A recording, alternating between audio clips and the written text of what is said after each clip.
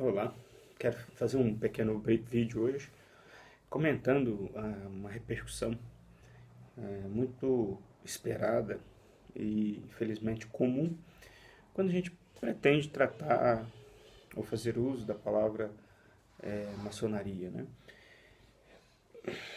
Nós temos com muita frequência pessoas que não leem, obviamente, o que a gente escreve e, obviamente, formam uma opinião sobre.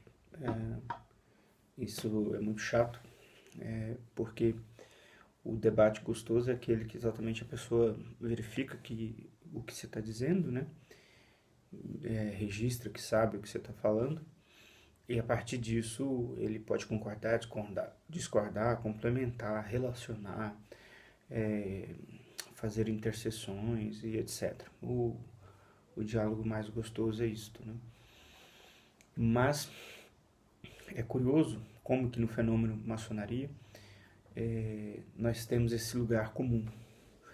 Os indivíduos logo pensam que qualquer lugar que a gente se disponha a falar sobre o tema, é comum você ter como recepção a não recepção e uma espécie de réplica muito esperada, né, que você está desvirtuando e etc. O, o fundamento que nos levou a querer fazer uma atividade como esta, a qual nós discordávamos em querer fazê-la, foi justamente, eu creio que meio do ano passado, quando eu tive numa palestra na Zona Sul de São Paulo, exatamente quando um confrade explicava, em resumo, que na Alemanha nazista se matou, né, se assassinou 300 mil maçons. E a partir daquela reflexão que nós deveríamos, então, não apenas desqualificar o que é dito sobre maçonaria, mas exatamente partir para cima no bom sentido e ocupar os espaços virtuais com exposições, digamos assim, bem articuladas sobre os aspectos, e que a melhor forma de combater a antimaçonaria é exatamente falando dela e falando de modo qualificado, com propriedade. Foi então que eu, a partir dessa palestra, eu reconsiderei, eu já escrevia o blog há mais de 10 anos. O blog é mf3.org, ficou no ar há muito tempo.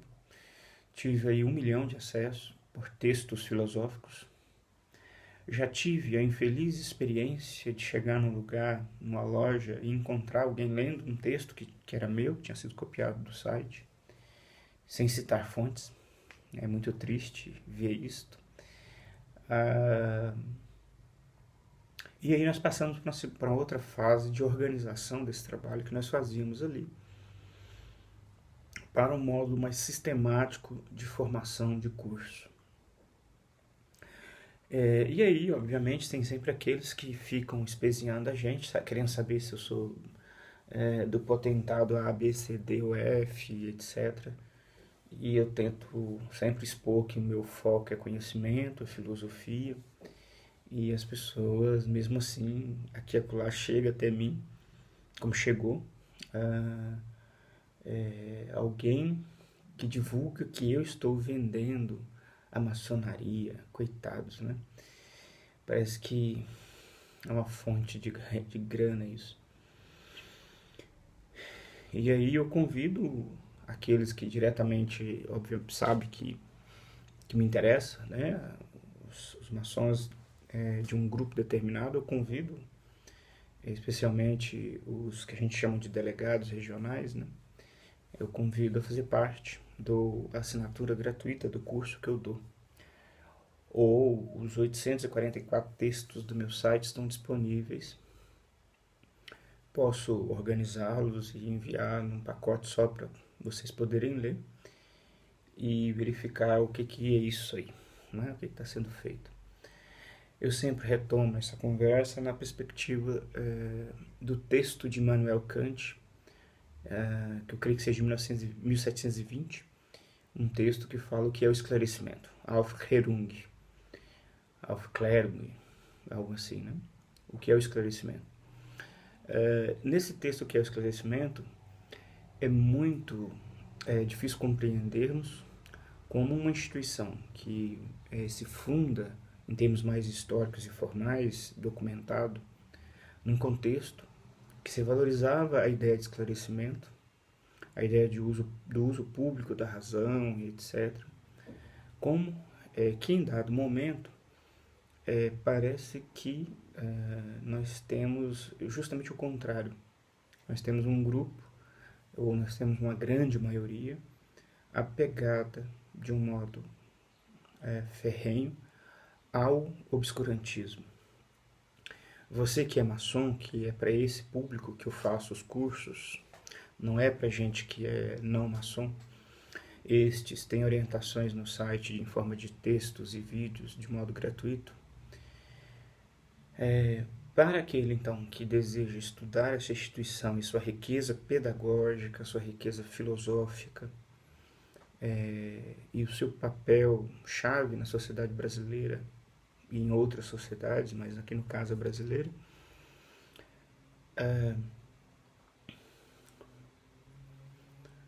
como, né? Como se tem algo a ser feito, esse algo é exatamente estudar tecnicamente o que é essa instituição, o que são seus conteúdos, e na sequência se colocar exatamente propagar esses ideais, cuidar da propagação desses ideais, e não permitir que a difamação continue e atrás da aparente arrogância de interior, de cidades de interior, que o indivíduo se esconde atrás de é segredo, eu não posso falar, atrás deste não dizer, o que está, na maioria das vezes, é uma certa não habilidade em tornar público aquilo que se faz parte. É claro que nem todo mundo tem essa habilidade, precisa tê-la, concordo plenamente nisso. E a instituição não se. A sua finalidade fundamental não é esse tipo de propagação, né, de divulgação, é um tipo mais reservado. Mas se nós não nos ocuparmos disto e continuarmos com essa estratégia de não falar, vão falar por nós, como fizeram no caso do regime nazista, e me parece que também na Itália, mas no nazista especificamente, e o que difamam, o que falam de maçonaria, nós estamos junto com religiões afro-brasileiras, por exemplo, em matéria de discriminação. Então, se recusar a falar é um silêncio perigoso e é um silêncio que historicamente nos fez muito mal. Não falar é permitir que falem e que falem de modo equivocado. Então, é importante a gente falar, é importante promover atividades como esta que eu estou promovendo, exatamente para ensinar as pessoas o que são os picaretas, o que são os estelionatários. Por exemplo, eu digo, olha, se alguém chega para você dizendo que ele é alguém muito importante e que ele, então, vai te convidar para algo mega, super, eu faço um roteiro, né, de como a gente identificar o vendedor de bilhete premiado. Eu acho que a gente tem que combater esse tipo de prática exatamente esclarecendo e não querendo criar instrumentos jurídicos autoritários que inibem a livre iniciativa. Ou a gente faz uma patente disto e proíbe que se use, coisa que não existe, né, no Brasil.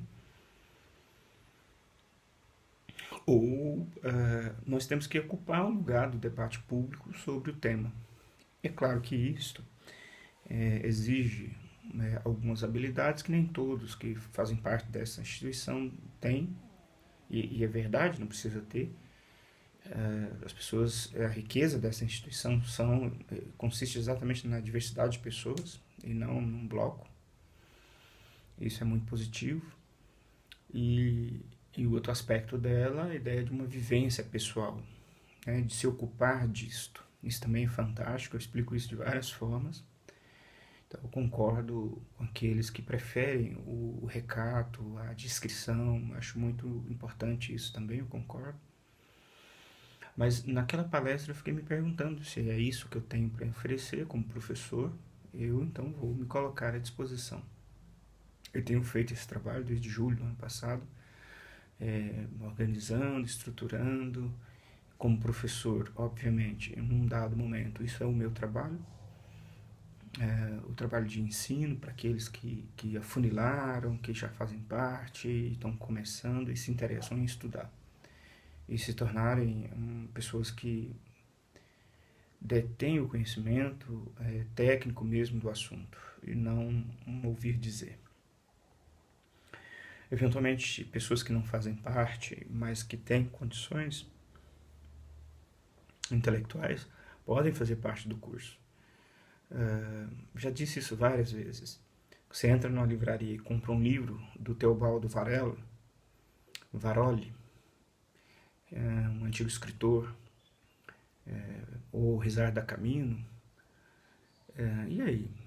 Né? Por que as pessoas não dispensam para esses autores as mesmas ponderações que às vezes fazem, né, do trabalho que a gente tem feito?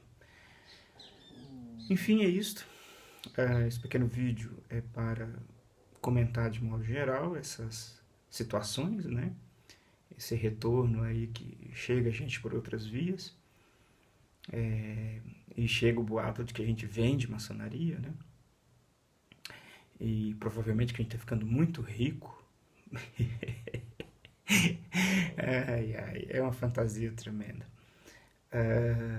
Mas eu peço então a esses que supõem que eu esteja ficando muito rico, que leia o meu trabalho, que leia o conteúdo, que vejam os vídeos, que participe do curso formal que eu ofereço, e depois, obviamente, pode fazer o comentário que desejar. Já disse, tem 844 textos de vários temas, mas mais da metade é exclusivo de temas maçônicos. Estão aí disponíveis gratuitamente. Uma série de vídeos que eu fiz no YouTube também. E é isto. Continuaremos a fazer o trabalho, continuaremos a exatamente oferecer conteúdo de qualidade e se ocupar disto. Isso que é o mais importante e isto que nos move a continuar trabalhando. Fraterno abraço a todos. Muito obrigado por todos os retornos, né? É sempre muito bom isso e prazeroso saber que está repercutindo o nosso trabalho. Isso é muito bom. Grande abraço.